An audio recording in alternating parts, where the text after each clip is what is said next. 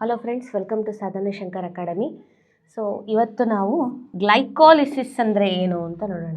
So aerobic respiration ಎಲ್ಲಾಗುತ್ತೆ, ಸೈಟೋಪ್ಲಾಸಮಲ್ಲಿ ಆಗುತ್ತೆ, ಮತ್ತು ಮೈಟೋಕಾಂಡ್ರಿಯಾದಲ್ಲಿ ಆಗುತ್ತೆ. ಆನಏರೋಬಿಕ್ ರೆಸ್ಪಿರೇಷನ್ ಎಲ್ಲಾಗುತ್ತೆ, ಸೈಟೋಪ್ಲಾಸಮಲ್ಲಿ ಆಗುತ್ತೆ.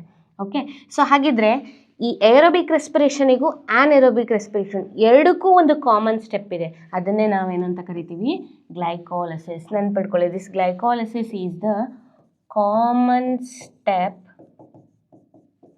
for both aerobic and anaerobic respiration. Aerobic ಮತ್ತು ಆನಏರೋಬಿಕ್ ರೆಸ್ಪಿರೇಷನ್ ಎರಡಕ್ಕೂ ಕೂಡ ಕಾಮನ್ ಸ್ಟೆಪ್ ಅಂದರೆ ಗ್ಲೈಕಾಲಿಸಿಸ್. ಓಕೆ, ಸೊ ನೇಮಲ್ಲೇ ಇದೆ ನೋಡಿ, ಗ್ಲೈಕೋ ಅಂದರೆ ಗ್ಲೂಕೋಸ್. ಗ್ಲೈಕೋ ಅಂದರೆ ಏನು ಹೇಳ್ತೀವಿ, ಗ್ಲೂಕೋಸ್ ಅಂತ ಹೇಳ್ತೀವಿ. ಸೊ ಲೈಸಿಸ್ ಅಂತ ಅಂದರೆ ಬ್ರೇಕ್ ಡೌನ್ ಆಗೋದು. ಲೈಸಿಸ್ ಅಂದರೆ ಏನು, break down of glucose is called glycolysis. Okay, so ಫೋಟೋಸಿಂಥಸಿಸಿಂದ ಬಂದಿರೋ ಗ್ಲೂಕೋಸ್ ಏನಾಗ್ತಾ ಇದೆ ಇಲ್ಲಿ, ಬ್ರೇಕ್ ಡೌನ್ ಆಗ್ತಾಯಿದೆ. ಯಾಕಪ್ಪ ಬ್ರೇಕ್ ಡೌನ್ ಆಗ್ತಾ ಇದೆ? To release energy. ಆ ಎನರ್ಜಿ ಏನಕ್ಕೆ ಬೇಕು? ಪ್ಲಾಂಟ್ಸಿಗೆ ಬೇಕು for other activities. Okay, so glycolysis ಅಂದರೆ break down of glucose, that is called as glycolysis. ಎಲ್ಲಾಗುತ್ತೆ ಈ ಗ್ಲೈಕಾಲಿಸಿಸು? ಸೈಟೋಪ್ಲಾಸಮಲ್ಲಿ ಆಗುತ್ತೆ. ಏರೋಬಿಕ್ ರೆಸ್ಪಿರೇಷನಲ್ಲೂ ಗ್ಲೈಕಾಲಿಸಿಸ್ ಆಗುತ್ತೆ, ಆನಏರೋಬಿಕ್ ರೆಸ್ಪಿರೇಷನಲ್ಲೂ ಗ್ಲೈಕಾಲಿಸಿಸ್ ಆಗುತ್ತೆ. ಯಾಕೆ ಎರಡರಲ್ಲೂ ಕೂಡ ಇದು ಕಾಮನ್ ಸ್ಟೆಪ್ ಅಂತೀವಿ ಅಂದರೆ, ಈ ಗ್ಲೈಕಾಲಿಸಿಸ್ ಆಗುತ್ತೆ ಅಂದರೆ ಗ್ಲೂಕೋಸು ಬ್ರೇಕ್ ಡೌನ್ ಆಗಲಿಕ್ಕೆ ಆಕ್ಸಿಜನ್ ಬೇಡ. ಸೊ ಹಾಗಾಗಿ ಇದನ್ನು ನಾವು ಕಾಮನ್ ಸ್ಟೆಪ್ ಅಂತ ಹೇಳ್ತೀವಿ. ಎಲ್ಲಿ? ಏರೋಬಿಕ್ಕು ಮತ್ತು ಆನಏರೋಬಿಕ್ಕಿಗೆ. Okay, so the scheme of glycolysis was given by Gutsov, Emden, Otto Meyerhoff and J. Paranas. Okay, ಅದಕ್ಕೆ ಇದನ್ನು ಶಾರ್ಟ್ ಆಗಿ ನಾವು EMP ಪಾತ್ವೇ ಅಂತ ಕರಿತೀವಿ. ಗ್ಲೈಕಾಲಿಸಿಸ್ಗೆ ಇನ್ನೊಂದು ಹೆಸರೇನು? EMP. ಇ ಅಂದರೆ ಎಮ್ಡನ್.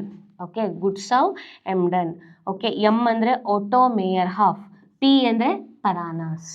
ಓಕೆ, ಸೊ ಈ 3 ಮೆಂಬರ್ಸ್ ಸೈಂಟಿಸ್ಟ್ ಸೇರಿ ಈ ಗ್ಲೈಕಾಲಿಸಿಸ್ನ ಡಿಸ್ಕವರ್ ಮಾಡ್ತಾರೆ, ಸ್ಕೀಮ್ನ.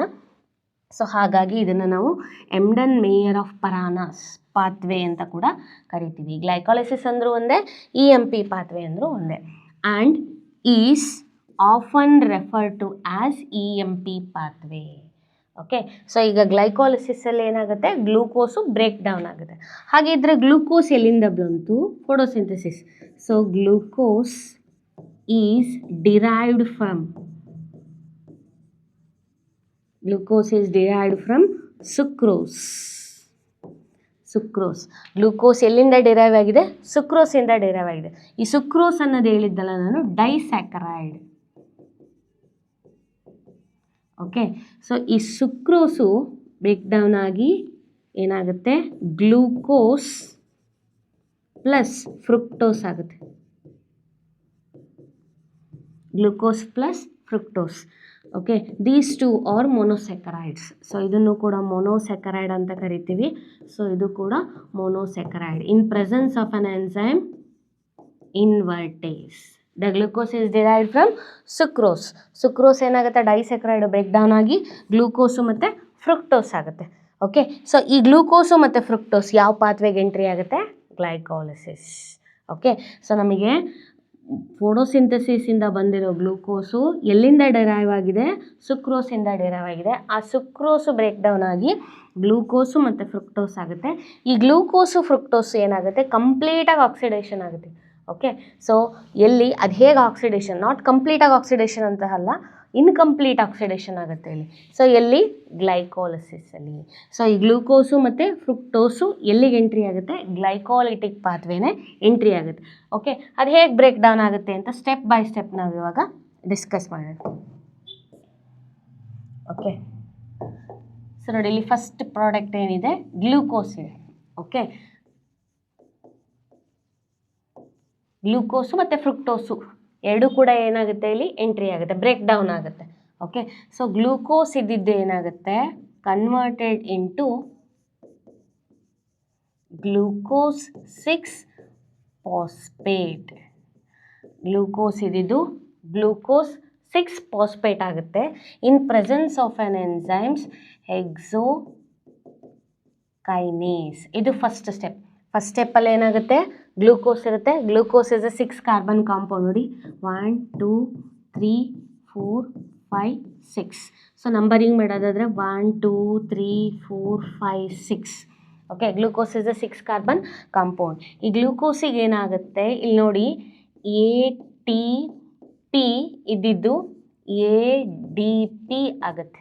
ಅಡಿನೋಸಿನ್ ಟ್ರೈಫಾಸ್ಫೇಟ್ ಅಂದರೆ 3 ಫಾಸ್ಫೇಟ್ ಇದ್ದಿದ್ದು ಒಂದು ಫಾಸ್ಫೇಟ್ ಏನಾಗುತ್ತೆ, ಇಲ್ಲಿಂದ ಬರೋ ಒಂದು ಫಾಸ್ಫೇಟು ಗ್ಲೂಕೋಸಿಗೆ ಆ್ಯಡ್ ಆಗುತ್ತೆ. ಓಕೆ, ಸೊ ಎಲ್ಲಿಗೆ ಆ್ಯಡ್ ಆಗುತ್ತೆ, 6th ಪೊಸಿಷನಿಗೆ ಒಂದು ಫಾಸ್ಫೇಟ್ ಆ್ಯಡ್ ಆಗುತ್ತೆ.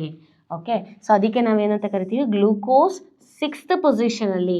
ಇದು ಸ್ಟ್ರಕ್ಚರ್ ಆಫ್ ಗ್ಲೂಕೋಸ್ ಹೇಳೋದಾದರೆ ಇದ್ರ 6th ಪೊಸಿಷನಲ್ಲಿ ಏನಿದೆ, ಫಾಸ್ಫೇಟ್ ಇದೆ. ಅದಕ್ಕೆ ಗ್ಲೂಕೋಸ್ 6 ಫಾಸ್ಫೇಟ್. ಆ ಒಂದು ಫಾಸ್ಫೇಟ್ ಎಲ್ಲಿಂದ ಆ್ಯಡ್ ಆಯಿತು, ATP ಇಂದ ಆ್ಯಡ್ ಆಯಿತು. ಅಡಿನೋಸಿನ್ ಟ್ರೈಫಾಸ್ಫೇಟ್ ಇತ್ತು, ಒಂದು ಫಾಸ್ಫೇಟು ಗ್ಲೂಕೋಸಿಗೆ ಆ್ಯಡ್ ಆಗಿ ಏನಾಯಿತು, ಅಡಿನೋಸಿನ್ ಡೈಫಾಸ್ಫೇಟ್ ಆಯಿತು. ಇದು first step in presence of an enzymes hexokinase. Okay, first ಏನಾಯಿತು, glucose is converted into glucose 6 phosphate. 6th ಪೊಸಿಷನಿಗೆ ಒಂದು ಫಾಸ್ಫೇಟ್ ಏನಾಯ್ತು ಇಲ್ಲಿ ಆ್ಯಡ್ ಆಯಿತು in presence of an enzyme hexokinase. ಹಾಗಿದ್ರೆ ಒಂದು ಫಾಸ್ಫೇಟ್ ಎಲ್ಲಿಂದ ಬಂತು, ATP ಇಂದ ಬಂತು. ಇಲ್ಲಿ ATP ಯುಟಿಲೈಸ್ ಆಗ್ತಾ ಇದೆ ಅಂದರೆ ಎನರ್ಜಿ ಯುಟಿಲೈಸ್ ಆಗ್ತಾ ಇದೆ ಫಸ್ಟ್ ಸ್ಟೆಪ್ಪಲ್ಲಿ, ನೆನ್ಪಿಡ್ಕೋಬೇಕು. Okay, so this glucose 6 phosphate ನೋಡಿ, ಇಲ್ಲಿ ಈ ಗ್ಲೂಕೋಸ್ 6 ಫಾಸ್ಫೇಟ್ ಇದ್ದಿದ್ದು ಫ್ರುಕ್ಟೋಸ್ 6 ಫಾಸ್ಫೇಟ್ ಆಗುತ್ತೆ. ಫ್ರುಕ್ಟೋಸ್ ಐಸೋಮರ್ಸ್ ಅಂತ ಹೇಳ್ತೀವಿ. Okay, both are isomers. It is also a 6 carbon compound. This fructose 6 phosphate is also a 6 carbon compound. Okay, so next step ಅಲ್ಲಿ fructose 6 phosphate ಇದ್ದಿದ್ದು fructose 1,6 biphosphate ಆಗುತ್ತೆ. Okay, so ಇವಾಗಲೂ ಕೂಡ ಏನಾಗುತ್ತೆ, adenosine triphosphate ಇದ್ದಿದ್ದು adenosine diphosphate, triphosphate ಇದ್ದಿದ್ದು diphosphate ಆಗುತ್ತೆ. ಅಲ್ಲಿಗೆ ಒಂದು ಫಾಸ್ಫೇಟು ಫ್ರುಕ್ಟೋಸ್ 6 ಫಾಸ್ಫೇಟಿಗೆ ಆ್ಯಡ್ ಆಗುತ್ತೆ. ಯಾವ ಪೊಸಿಷನಲ್ಲಿ ಆ್ಯಡ್ ಆಗುತ್ತೆ, ಫಸ್ಟ್ ಪೊಸಿಷನಲ್ಲಿ. ನೋಡಿ ಇಲ್ಲಿ ಫಸ್ಟ್ ಪೊಸಿಷನಲ್ಲಿ ಇನ್ನೊಂದು ಫಾಸ್ಫೇಟ್ ಆ್ಯಡ್ ಆಯಿತು. ಅಲ್ಲಿಗೆ ಇದರಲ್ಲಿ 1 2 ಟೋಟಲ್ ಎಷ್ಟು ಫಾಸ್ಫೇಟ್ ಇದೆ, 2 ಫಾಸ್ಫೇಟ್ ಇದೆ. ಯಾವ್ಯಾವ ಪೊಸಿಷನಲ್ಲಿದೆ, ಫಸ್ಟ್ ಪೊಸಿಷನ್ ಮತ್ತು 6th ಪೊಸಿಷನ್. ನೋಡಿ ಫಸ್ಟ್ ಪೊಸಿಷನಲ್ಲಿ ಮತ್ತು 6th ಪೊಸಿಷನಲ್ಲಿ ಫಾಸ್ಫೇಟ್ ಇದೆ. ಸೊ ಎಷ್ಟು ಫಾಸ್ಫೇಟ್ ಇದೆ, 2, ಅದಕ್ಕೆ ಬೈಫಾಸ್ಫೇಟ್. ಓಕೆ, ಸೊ ನೋಡಿ ಕನ್ಫ್ಯೂಸ್ ಆಗಿಬಿಡಿ. ಆಗಲೇ ಗ್ಲೂಕೋಸ್ ಅಂತ ಹೇಳಿದೆ, ಇವಾಗ ಏನು ಫ್ರುಕ್ಟೋಸ್ ಹೇಳ್ತಾ ಇದ್ದಾರೆ ಅಂತೇಳಿ. ಬೋತ್ ಆರ್ ಐಸೋಮರ್ಸ್ ಅಂತ ಹೇಳ್ತೀವಿ. ಸೊ ಫ್ರುಕ್ಟೋಸ್ 1,6 ಬೈಫಾಸ್ಫೇಟ್ ಆಗುತ್ತೆ. ಫಸ್ಟ್ ಸ್ಟೆಪ್ಪಲ್ಲಿ ಏನಾಯಿತು ನೋಡಿ, ಇಲ್ಲಿ ಕಾಣಿಸ್ತಾ ಇದೆ ಅಲ್ವಾ. ಸೊ ಇದು ಫಸ್ಟ್ ಸ್ಟೆಪ್ ಅಂತ ಹೇಳ್ತೀವಿ.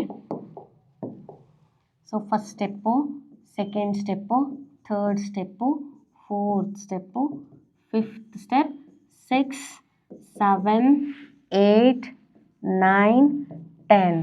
This glycolysis is a 10 step process ಅಂತ ಹೇಳಿದ್ದೆ ನಾನು.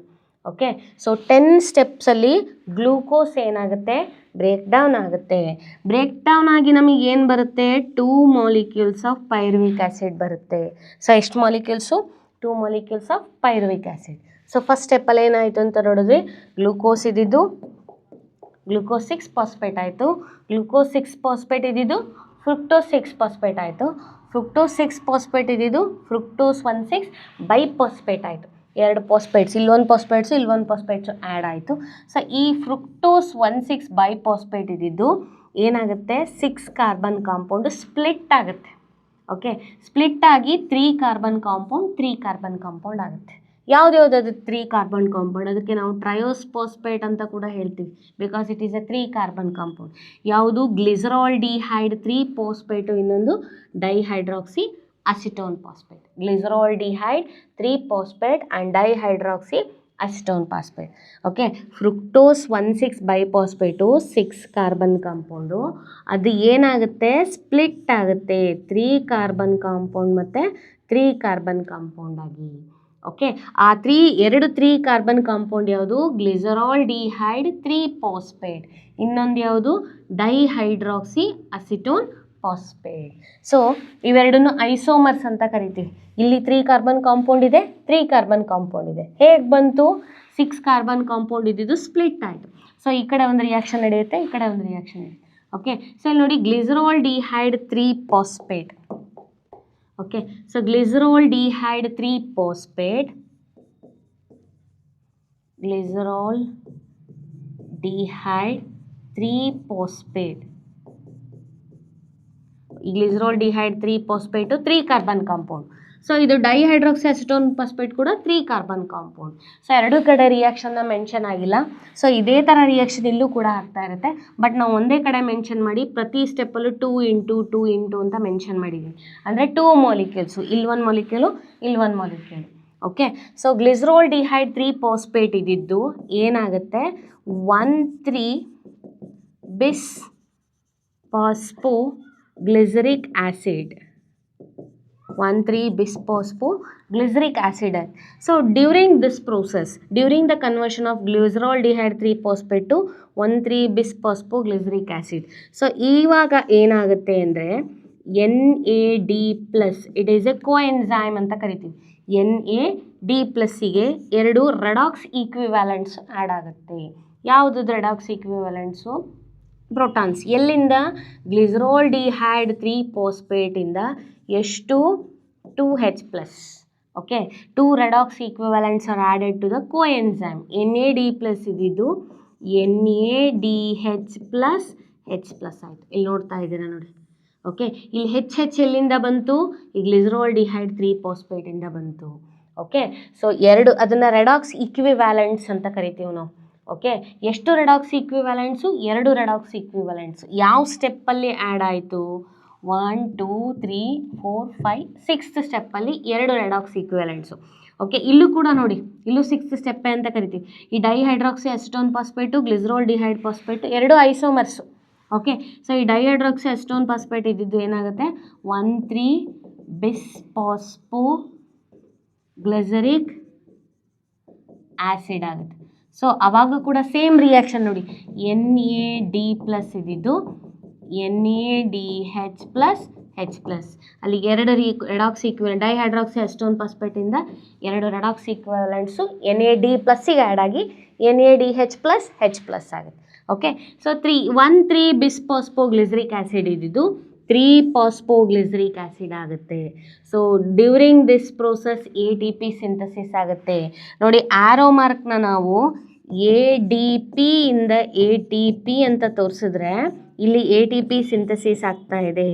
ಓಕೆ, ಸೊ ನಾನು ಇಲ್ಲಿ ಯಾವ ಥರ ತೋರಿಸಿದೆ ನೋಡಿ, ATP ಇಂದ ADP ಬರ್ತಾ ಇದೆ. ಅಂದರೆ ಟ್ರೈಫಾಸ್ಫೇಟಿಂದ ಡೈಫಾಸ್ಫೇಟ್ ಬರ್ತಾ ಇದೆ. ಟ್ರೈಫಾಸ್ಫೇಟಿಂದ ಡೈಫಾಸ್ಫೇಟ್ ಬರ್ತಾ ಇದೆ ಅಂದರೆ ಒಂದು ಫಾಸ್ಫೇಟ್ ಏನಾಗಿದೆ, ಕಳ್ಕೊತಾ ಇದೆ. ಓಕೆ, ಇಲ್ಲಿ ATP ಯುಟಿಲೈಸ್ ಆಗಿದೆ, ಇಲ್ಲಿ ATP ಏನಾಗಿದೆ, ಸಿಂಥಸಿಸ್ ಆಗಿದೆ ಈ ಸ್ಟೆಪ್ಪಲ್ಲಿ. ಯಾವಾಗ? 1,3-bis-phosphoglyceric ಆ್ಯಸಿಡ್ ಇದ್ದಿದ್ದು 3-phosphoglyceric ಆ್ಯಸಿಡ್ ಆಗುವಾಗ. ಇಲ್ಲೂ ಕೂಡ same. Okay, so 3-phosphoglyceric acid. Okay, so ಮತ್ತೆ 3-phosphoglyceric ಆ್ಯಸಿಡ್ ಇದ್ದಿದ್ದು ಏನಾಯಿತು? 2-phosphoglycerate ಆಯಿತು. ಓಕೆ, 2-phosphoglycerate ಇದ್ದಿದ್ದು ಫಾಸ್ಫೋಯಿನಾಲ್ ಪೈರುವೇಟ್ ಆಗುತ್ತೆ. ಸೊ ಅವಾಗ ಏನಾಗುತ್ತೆ, ವಾಟರು ರಿಮೂವ್ ಆಗುತ್ತೆ. ಓಕೆ, ಫಾಸ್ಫೋಯಿನಾಲ್ ಪೈರುವೇಟ್ ಇದ್ದಿದ್ದು ಪೈರುವಿಕ್ ಆ್ಯಸಿಡ್ ಆಗುತ್ತೆ. So during this process ATP ಮತ್ತೆ ಸಿಂಥಸಿಸ್ ಆಗುತ್ತೆ. ಕನ್ಫ್ಯೂಸ್ ಮಾಡ್ಕೋಬಾರ್ದು. ಫಸ್ಟ್ ಸ್ಟೆಪ್ಪಲ್ಲಿ ಮತ್ತು 3rd ಸ್ಟೆಪ್ಪಲ್ಲಿ ATP ಯುಟಿಲೈಸ್ ಆಯಿತು. ಅಂದರೆ ATP ಇದ್ದಿದ್ದು ADP ಆಯಿತು. ಸೊ ನೆಕ್ಸ್ಟು ಎಷ್ಟನೇ ಸ್ಟೆಪ್ಪಲ್ಲಿ ನೋಡೋಣ. ಓಕೆ, ಸೊ ಇದು first step, second step, 3rd, 4th, 5th, 6th, 7th, 8th, 9th, 10th. Okay, so ಕರೆಕ್ಟಾಗಿ ನೆನ್ಪಿಡ್ಕೊಳ್ಳಿ. 1st and 3, 1 ಮತ್ತು 3. ಓಕೆ, ಈ ಸ್ಟೆಪ್ಪಲ್ಲಿ ATP ಯುಟಿಲೈಸ್ ಆಯಿತು. ಓಕೆ, ಸೊ 7th ಸ್ಟೆಪ್ಪಲ್ಲಿ ಮತ್ತು 10th ಸ್ಟೆಪ್ಪಲ್ಲಿ ATP ಏನಾಯಿತು, ಸಿಂಥಸಿಸ್ ಆಯಿತು. ಇಲ್ಲಿ 2 ATP. ಅದೇ ಥರ ಇನ್ನೊಂದು 3 ಕಾರ್ಬನ್ ಕಾಂಪೌಂಡ್ ಇದೆ ಇಲ್ಲಿ. ಸೊ ಅಲ್ಲೂ ಕೂಡ 2 ATP. ಓಕೆ, ಟೋಟಲ್ ಎಷ್ಟು ATP ಬಂತು ಗ್ಲೈಕಾಲಿಸಿಸಿಂದ ಅಂತ ಹೇಳೋದಾದರೆ 4 ATP. ಓಕೆ, ಟೋಟಲ್ ನಮಗೆ 1 ಮಾಲಿಕ್ಯೂಲ್ ಆಫ್ ಗ್ಲೂಕೋಸ್ ಇದ್ದಿದ್ದು 2 ಮಾಲಿಕ್ಯೂಲ್ಸ್ ಆಫ್ ಪೈರುವಿಕ್ ಆ್ಯಸಿಡ್ ಆಗುತ್ತೆ. ಯಾಕೆ 2 ಮಾಲಿಕ್ಯೂಲ್ಸು? ಇಲ್ಲಿಂದ 1 ಪೈರುವಿಕ್ ಆ್ಯಸಿಡ್ ಬರುತ್ತೆ, ಇಲ್ಲಿಂದ 1 ಪೈರುವಿಕ್ ಆ್ಯಸಿಡ್ ಬರುತ್ತೆ. ಎರಡೂ ಸೇರಿ ನಾವು 2 × 2, that means 2 molecules of pyruvic acid ಅಂತ ಹೇಳ್ತೀವಿ. ಓಕೆ, ಸೊ ಇಲ್ಲಿ ನೋಡಿ, ಇಲ್ಲಿ 1 ATP, ಇಲ್ಲಿ 1 ATP. ಸೊ ಇಲ್ಲಿ 1 ATP, ಇಲ್ಲಿ 1, ಟೋಟಲ್ 4 ATP ಬಂತು. Okay. So 1 molecule of glucose break down ಆಗ್ತಾ ಇದೆ. ಬ್ರೇಕ್ ಡೌನ್ ಆಗಿ ಏನು ಬಂತು ಎಂಡ್ ಪ್ರಾಡಕ್ಟ್ ಆಫ್ ಗ್ಲೈಕೋಲಿಸಿಸ್ ಕೇಳಿದ್ರೆ ಬರೀ ಪೈರುವಿಕ್ ಆ್ಯಸಿಡ್ ಅಂದರೆ ತಪ್ಪಾಗುತ್ತೆ. ಎಷ್ಟು ಮಾಲಿಕ್ಯೂಲ್ ಆಫ್ ಪೈರುವಿಕ್ ಆ್ಯಸಿಡ್ ಬಂತು ನಮಗೆ? 2 ಮಾಲಿಕ್ಯೂಲ್ಸ್. ಕನ್ಫ್ಯೂಸ್ ಆಗಬಾರ್ದು, ಇಲ್ಲೊಂದು ಕಡೆ ರಿಯಾಕ್ಷನ್ ರನ್ ಆಗ್ತಾ ಇರುತ್ತೆ. ಓಕೆ, ಅಲ್ಟಿಮೇಟಾಗಿ ನಮಗೆ ಸೊ ಇಲ್ಲಿ ರಿಯಾಕ್ಷನ್ ತೋರಿಸಿಲ್ಲ ಅಂತೇಳಿ ನಾವು 2 ಇಂಟು ಅಂತ ಹಾಕಿದೆ, ಅಂದರೆ 2 molecules of pyruvic acid. So ಇದೆಲ್ಲ ಪ್ರೊಸೆಸ್ ಆಗುವಾಗ 10 ಸ್ಟೆಪ್ಪಲ್ಲಿ ಗ್ಲೂಕೋಸು ಬ್ರೇಕ್ ಡೌನ್ ಆಗಿ ಪೈರುವಿಕ್ ಆ್ಯಸಿಡ್ ಬರುತ್ತೆ. ಫಸ್ಟ್ ಆ್ಯಂಡ್ ಥರ್ಡ್ ಸ್ಟೆಪ್ಪಲ್ಲಿ. ಓಕೆ, ಇದು ಫಸ್ಟ್ ಆ್ಯಂಡ್ ಥರ್ಡ್ ಸ್ಟೆಪ್ಪಲ್ಲಿ ATP ಯುಟಿಲೈಸ್ ಆಯಿತು. 7th ಸ್ಟೆಪ್ಪಲ್ಲಿ ಮತ್ತು 10th ಸ್ಟೆಪ್ಪಲ್ಲಿ ATP ಸಿಂಥಸಿಸ್ ಆಯಿತು. ಹಾಗಿದ್ರೆ ಓವರಾಲ್ ಗ್ಲೈಕಾಲಿಸಿಸಿಂದ ಎಷ್ಟು ATP ಬಂತು? How many ATP? ಹಾಗಿದ್ರೆ ಎಷ್ಟು ATP ಬರುತ್ತೆ ಗ್ಲೈಕಾಲಿಸಿಸಿಂದ? ಓಕೆ, ಸೊ ಗ್ಲೈಕಾಲಿಸಿಸಿಂದ ಬಂದಿದ್ದು ನಮಗೆ 4 ATP. ಟೋಟಲ್ ಬಂದಿದ್ದು 4 ATP. 1 ಈ ಕಡೆ 1 2 3 4, ಟೋಟಲ್ 4 ATP. So -2 ATP. ಯಾಕೆ 2 ATP ಮೈನಸ್ ಮಾಡ್ತೀವಿ? ಇಲ್ಲಿ ಒಂದು ATP ಯುಟಿಲೈಸ್ ಆಗಿದೆ, ಇಲ್ಲಿ ಒಂದು ATP ಯುಟಿಲೈಸ್ ಆಗಿದೆ. ಸೊ ಆ 2 ATPನ ನಾವು ಮೈನಸ್ ಮಾಡಿದಾಗ ನಮಗೆ ಬಂದಿದ್ದು ನೆಟ್ ATP ಅಂತಂದರೆ 2 ATP.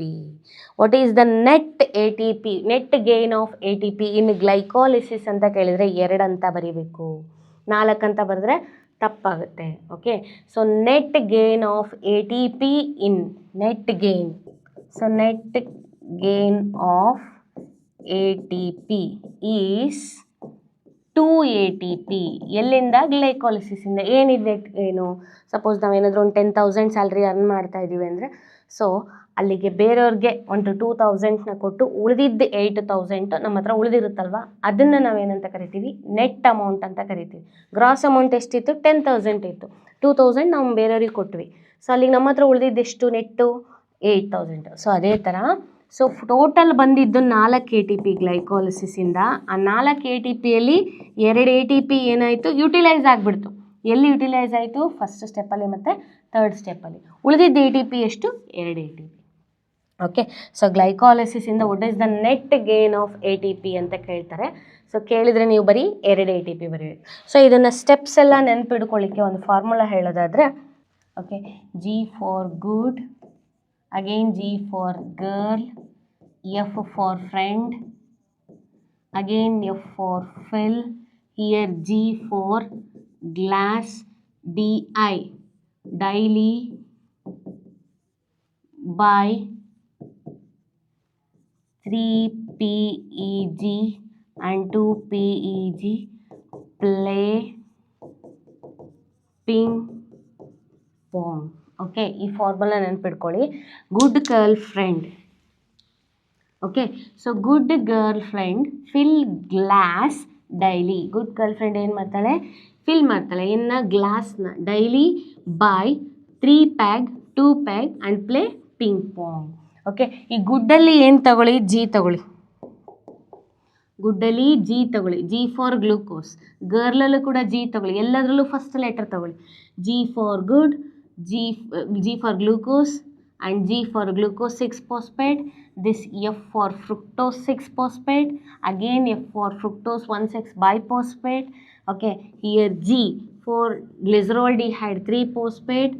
DI daily dihydroxy acetone phosphate. Bi ಅಂದರೆ 1,3 bisphospoglyceric acid. 3 PG ಅಂದರೆ 3 phosphoglyceric acid. 2 PEG ಅಂದರೆ 2 phosphoglycerate and ಪ್ಲೇಯಲ್ಲಿ P phosphoenol pyruvate. ಪಿಂಗ್ ಪಾಂಗಲ್ಲಿ P ತಗೊಳ್ಳಿ, pyruvic acid. Okay, so good girl friend fill the glass daily by 3 pig 2 peg and play ping pong. Okay, 10 ಸ್ಟೆಪ್ಸ್ನು ಕೂಡ ನೆನ್ಪಿಟ್ಕೊಳ್ಳಿ. ಯಾವ ಸ್ಟೆಪ್ಪಲ್ಲಿ ATP ಸಿಂಥಸಿಸ್ ಆಗುತ್ತೆ, ಯಾವ ಸ್ಟೆಪ್ಪಲ್ಲಿ ATP ಯುಟಿಲೈಸ್ ಆಗುತ್ತೆ. ಓಕೆ, ಅಲ್ಟಿಮೇಟಾಗಿ ನಮಗೆ ಗ್ಲೈಕೋಲಿಸಿಸಿಂದ ಅಂದರೆ ಫೋಟೋಸಿಂಥಸಿಸಿಂದ ಬಂದಿರೋ ಗ್ಲೂಕೋಸ್ ಏನಾಯ್ತು ಇಲ್ಲಿ ಸೈಟೋಪ್ಲಾಸಮಲ್ಲಿ ಬ್ರೇಕ್ ಡೌನ್ ಆಯಿತು. ಬ್ರೇಕ್ ಡೌನ್ ಆಗಿ ನಮಗೆ ಬಂದಿದ್ದ ಪ್ರಾಡಕ್ಟ್ ಏನು? Pyruvic acid. ಓಕೆ, ಸೊ ಎಷ್ಟು ಎನರ್ಜಿ ಬಂತು ಅದರಲ್ಲಿಂದ ಅಂದರೆ 2 ATP.